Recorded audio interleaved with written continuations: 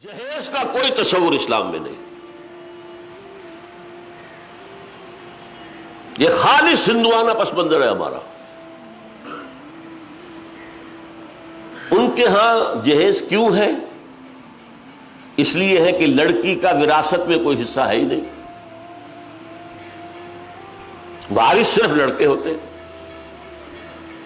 بلکہ ان کے ہاں راجپوتوں میں اور ہمارے ہاں بھی جاگیرداروں میں روایت یہ کہ بیٹوں میں بھی تقسیم نہیں ہوتا. تقسیم تو در ہو کر تو اتنی چھوٹی سی ملکیت رہ جائے گی، پھر ان کا روم کہاں رہے گا، دبدبا کہاں رہے گا.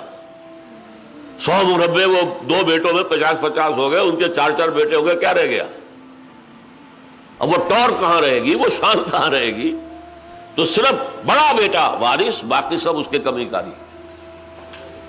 اور لڑکیوں کے لیے تو کوئی سوال ہی نہیں کہ کوئی وراثت ہو. لہذا جب وہ گھر سے رخصت کرتے تھے تو اس گھر سے رخصت کرتے ہوئے کچھ دے دلا دیتے تھے، اور اسے کیا کہتے تھے؟ دان دہیج. یہ خیرات ہے جو ہم دے رہے ہیں، ورنہ لڑکی کا حق کوئی نہیں. یہ ہے پس منظر. اور چونکہ عام طور پر یہ شہر جیسے کراچی جیسے تھوڑا ہی ہوتا تھے، چھوٹے چھوٹے بستیاں گاؤں ہیں، اور ہندوؤں میں بھی رواج یہ ہے کہ دور شادی کرو، قریبی منع کرو. لہذا ایک گاؤں سے دوسرے گاؤں جانا ہے اور وہاں جہیز سے لدے پھدے مال غنیمت لے کر واپس آنا ہے، اور راستے میں چوری چکاری ڈاکے کا خطرہ ہے، لہذا جتھا لے کر جاؤ. یہ بارات ہے، یہ جنج جو ہے، یہ بارات یہ اس لیے جتھا جائے تاکہ جو مال غنیمت وہاں سے لانا ہے اس کی حفاظت کا بندوبست ہو جائے. اسلام میں کوئی جہیز نہیں، قطعاً کوئی جہیز نہیں. البتہ اس معاملے میں ہمارے ہاں جو ایک مغالطہ ہے وہ سمجھ لیجئے. حضرت فاطمہ کا جہیز رضی اللہ تعالی عنہ، اس جہیز کا لفظ وہاں پر استعمال کر کے جنہوں نے بھی کیا ہے ظلم اٹھایا ہے امت کے اوپر. حضرت فاطمہ کے جہیز کی بنیاد پر اب لاکھوں روپے کا جہیز جو ہے، اور نہ معلوم کیا کچھ لاکھوں، کیا کار جا رہی ہے، یہ جا رہا ہے، وہ جا رہا ہے. ایک کروڑ پتی کے گھر سے نکل کر ایک دوسرے کروڑ پتی کے گھر میں جا رہی ہے تو کروڑوں لے کر جا رہی ہے. حضرت فاطمہ کے جہیز کی حقیقت کیا تھی یہ سمجھ لیجیے.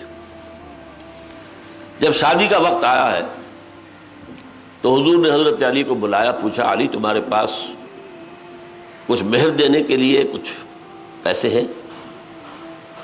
عرض کیا حضور میرے پاس تو کچھ نہیں ہے.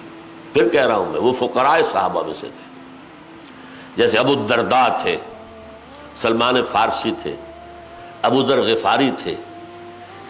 یہ فقراء صحابہ ہیں، درویش منش. حضور نے کہا تمہارے پاس وہ ایک زرہ ہوتی تھی؟ کہ جی ہاں زرہ تو ہے. لیکن حضرت علی نے جواب کیوں دیا نفی میں کہ زرہ کوئی دولت تو نہیں ہے، وہ تو جہاد کے لیے ایک اسلحہ ہے. فرمایا جاؤ اسے بیچو یا گروی رکھو اور قرض لے کر آؤ. اس لیے کہ بہرحال مہر تو شرط ہے، مہر تو دینا. وہ گئے اپنی زرہ لے کر بازار میں. حضرت عثمان نے 30 درہم میں خرید لی. اور عجیب بات دیکھیے، چند دنوں کے بعد وہ ہدیتاً واپس کر دی.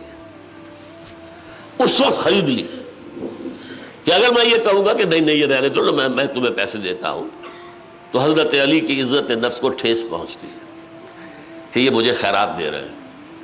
اس وقت خریدی ہے 30 درہم میں، پھر ہدیتاً بعد میں پیش کر دی. وہ پیسے لا کر حضرت علی نے رکھ دیے حضور کے سامنے. اس میں سے کچھ آپ نے اندر بھجوا دیے دلہن کو تیار کرنے کے لیے، کوئی اس کا اچھا لباس، کوئی خوشبو، کوئی چیز تو ہو. اور باقی سے وہ سامان بنایا. ایک گدا جس میں کھجور کی چھال بھری ہوئی ہے، 2 تکیے ان میں بھی کھجور کی چھال بھری ہوئی ہے، ایک مشکیزہ کنویں سے پانی تو لانا ہی ہے، ایک چکی، گندم میسر ہو یا جو پیسنے تو پڑیں گے روٹی کے لیے، 1-2 اور برتن. یہ اس پیسے سے بنایا گئی ہوئی چیزیں تھیں. حضور نے اپنی جیب سے 1 پیسے کی کوئی شے نہیں دی جسے جہیز کہہ سکتے. حضور ہی کی دوسری صاحبزادی کا نکاح ہوا ہے مدینہ منورہ میں. 2 نکاح تو آپ کی 2 بیٹیوں کے مکے میں ہو چکے تھے. حضرت فاطمہ اور ام کلثوم ان کے نکاح مدینے میں ہوئے ہجرت کے بعد. ام کلثوم حضرت عثمان کے ہاں جا رہی تھی, وہاں بڑا گھر, ہر شے موجود, وہاں کسی جہیز کا ذکر نہیں ملتا. یہ کیسے ہو سکتا ہے کہ نبی اتنی بے انصافی کرتے کہ ایک بیٹی کو تو جہیز دیا, دوسری کو نہیں دیا؟ کوئی ذکر کیوں نہیں ہے؟ وہاں سرے سے کوئی ضرورت تھی ہی نہیں, گھر میں ہر شے موجود ہے ضرورت کی, لہذا کسی جہیز کا ذکر نہیں. اس جہیز کی لعنت کی جڑ کاٹنا آسان نہیں ہے. باقی سارے کام ہو جائیں گے, لیکن یہ مسئلہ جو ہے دولت کا, انہ لحب الخیر لشدید, دولت بڑی پیاری ہے. لڑکے والے جہیز مانگتے ہیں, کیا کریں؟ لڑکیوں کے ہاتھ پیلے کرنے ہیں, اپنے ہاں بیٹھائے تو نہیں رکھنا. لہذا میں نے اس کو اپنی ان شرائط میں شامل نہیں کیا کہ اگر جہیز ہوگا تو میں نہیں آؤں گا اور میں نہیں نکاح پڑھاؤں گا. البتہ یہ عہد لیا جہیز کی نمائش نہیں ہوگی, اور بہتر یہ ہے کہ وہ عین شادی کے موقع پر نہ دیا جائے, شادی سے چند دن پہلے پہنچا دیا جائے, شادی کے چند دن بعد پہنچا دیا جائے. ہدیہ ہے, آپ دے رہے ہیں, کوئی منع نہیں کر سکتا, کوئی حرام نہیں کہہ سکتا, لیکن اس کو وراثت کی جگہ سمجھنا یہ کفر ہے.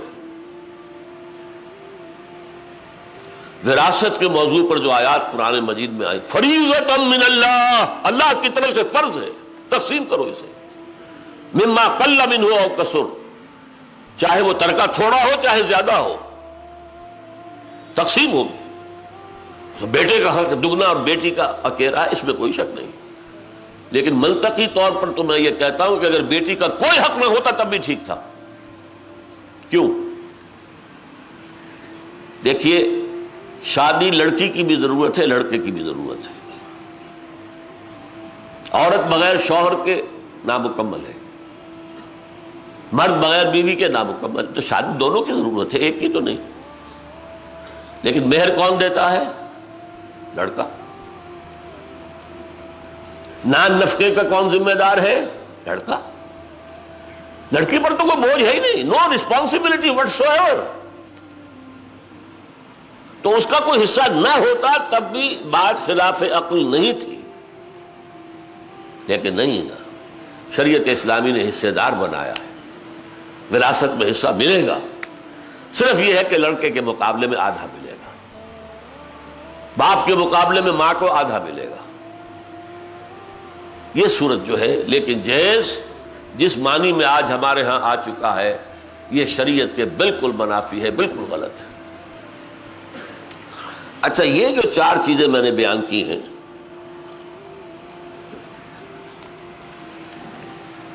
ان سب میں اگر آپ نے غور کیا ہو تو بٹوین دی لائنز جو فلسفی ہے وہ کیا ہے؟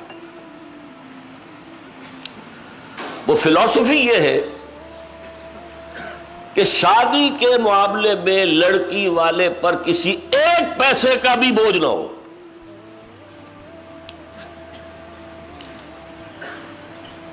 لڑکی والے نے, ماں باپ نے بچی کو پالا ہے, پوسا ہے, کوئی تعلیم دلائی ہے, کوئی تہذیب دی ہے, اب وہ لڑکی آپ کے حوالے کر رہے ہیں. بے شرمی ہے, انتہائی بے غیرتی ہے کہ آپ مزید کو طلب کریں. سارا بوجھ لڑکے والے پر, گھر اس کا آباد ہو رہا ہے, مہر وہ دے گا, ولیمہ وہ کرے گا, نان نفقے کا ذمہ دار وہ ہوگا.